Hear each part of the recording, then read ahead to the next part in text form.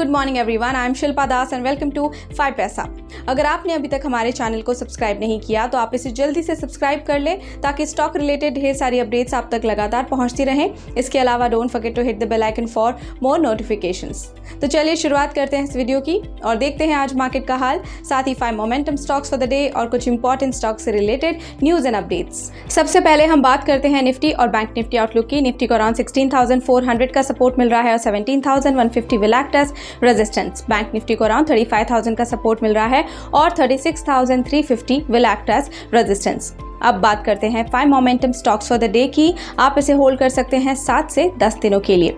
सबसे पहले है ONGC, जहां पर स्टॉक इज नियर सपोर्ट, तो आप इसे बाय कर सकते हैं 162 पर। स्टॉप लॉस 157, पहला टारगेट 167 और दूसरा टारगेट 171 पर रख सकते हैं। इसके बाद है स्टार हेल्थ, जहां पर फर्दर बाइंग एक्सपेक्टेड है, तो इसे बाय कर सकते हैं 720 पर। स्टॉप लॉस 700, पहला टारगेट 741 और दूसरा टारगेट 758 पर रख सकते हैं।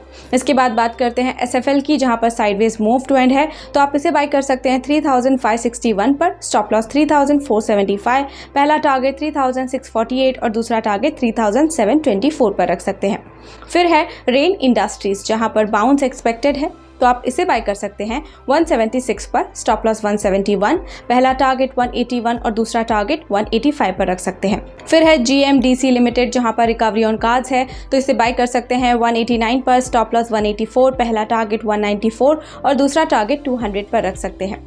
अब बात करते हैं उन कॉल्स की जो हमने आपको रिकमेंड किए थे। Ruby Mills went up 9.2%, touched both targets. Solar Industries went up 7.9%, touched both targets. RSWM went up 5.5%, touched first target. NLC India went up 3.8%, touched first target. Blue Dart went up 3.1%, touched first target. Route went up 5.5% in 2 days, touched both targets. अब देखते हैं stock की news, जिसमें हम आज बात करेंगे Tata consumer products की, हेवल्स इंडिया की एंड स्पाइसजेट की। सबसे पहले टाटा कंज्यूमर प्रोडक्ट्स की बात करें तो consolidated net profit for Q4 stood at ₹239.05 crore, up 221.52% year on year. Revenue from operations to ₹3,175.41 बढ़ा, that is 4.54% year on year ऊपर।